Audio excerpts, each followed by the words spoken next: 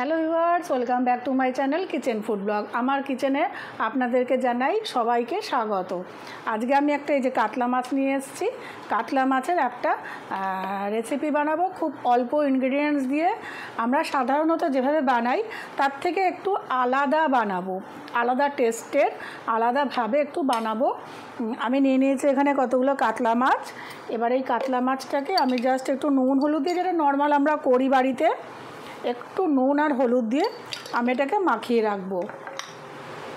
খুব অল্প ইনগ্রিডিয়েন্টস দেব, কিন্তু খুব সুস্বাদু হবে এবং আলাদা টেস্টের, একটু আলাদা টেস্টের এটা আমি তৈরি করব।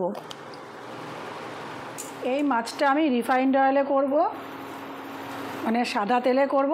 আপনার এটাকে ইচ্ছা করলে আপনারা সর্ষের তেলেও করতে পারেন।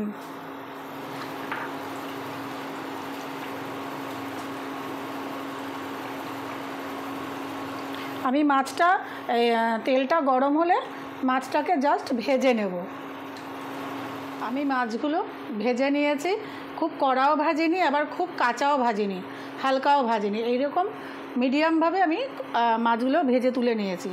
এবার সেই তেলেই আমি আলু এভাবে কেটে রেখেছি, আলু ভেজে নেব।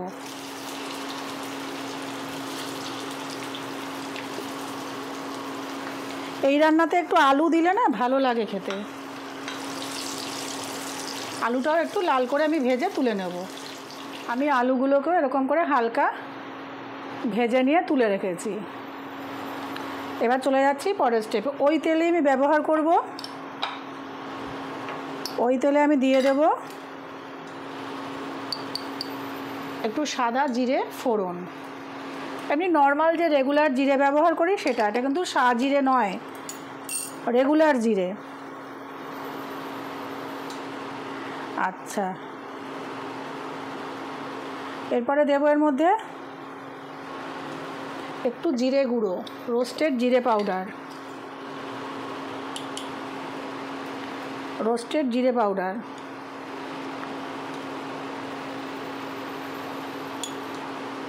ছোট চামচের দিলাম 4 চামচ।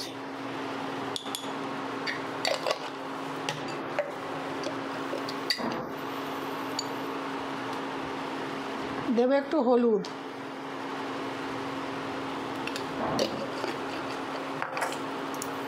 সব একসাথে দিয়ে দেব। দিয়ে দেব কুচি করে রাখা পেঁয়াজ,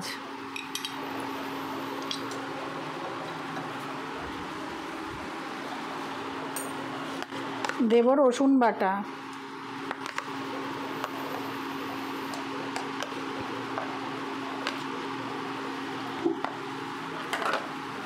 এরপরে দেব হচ্ছে আদা গ্রেট করে।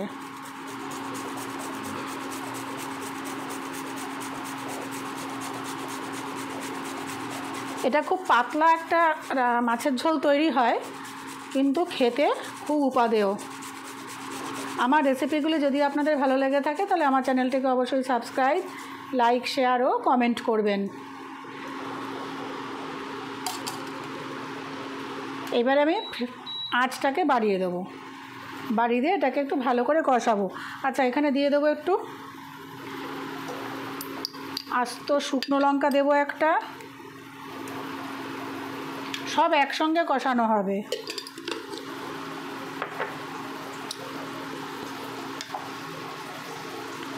দিয়ে দেব লঙ্কা গুঁড়ো, লবণ,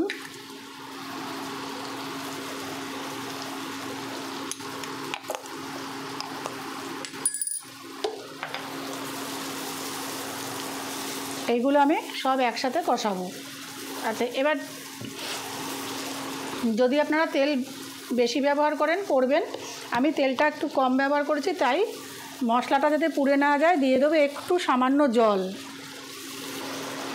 তাতে অল্প তেলেও আমার মশলাটা সঠিকভাবে কষানো হয়ে যাবে। আমি মশলাটা কষিয়ে নিয়ে ফিরে আসছি। মশলা কষানো হয়ে গেছে, যে তেল বেরিয়ে গেছে, এর মধ্যে দিয়ে দেবো এখন ভেজে রাখা আলুগুলো।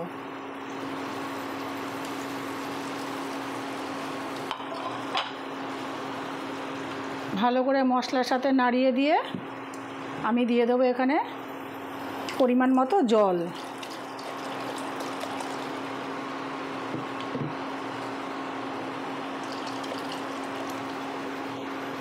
এবার এটা ফুটে উঠবে, আলুটা সেদ্ধ হওয়া পর্যন্ত আমাকে এখানে অপেক্ষা করতে হবে। এখানে ঝোল ফুটে উঠেছে, আলুও প্রায় সিদ্ধ হয়ে এসছে। এবার আমি এখানে দিয়ে দেবো ভাজা মাছগুলো।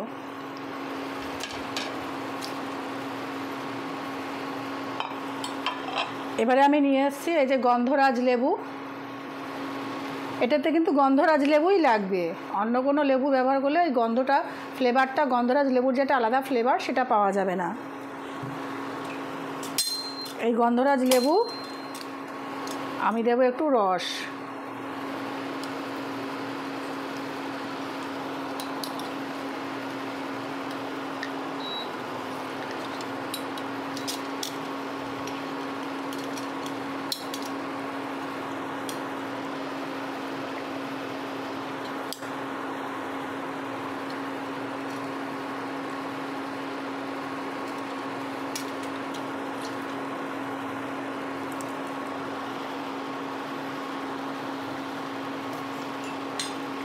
এবারে আমি দিয়ে দেবো কাঁচা লঙ্কা।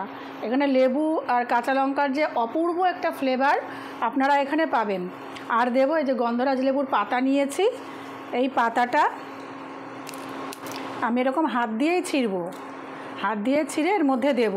এখন তো এই সময় সব জ্বর যাচ্ছে, কাশি যাচ্ছে, মুখে অরুচি, এই পাতলা ঝোলটা, গন্ধরাজ লেবু দিয়ে পাতলা ঝোলটা আপনারাও খাবেন, বা যাদের মুখে অরুচি, বাড়িতে জ্বর হয়েছে, খেতে ইচ্ছা করছে না কিছু, এই ঝোলটা একটু করে খাওয়াবেন, দেখবেন পুরো ভাত ওরা খেয়ে নেবে।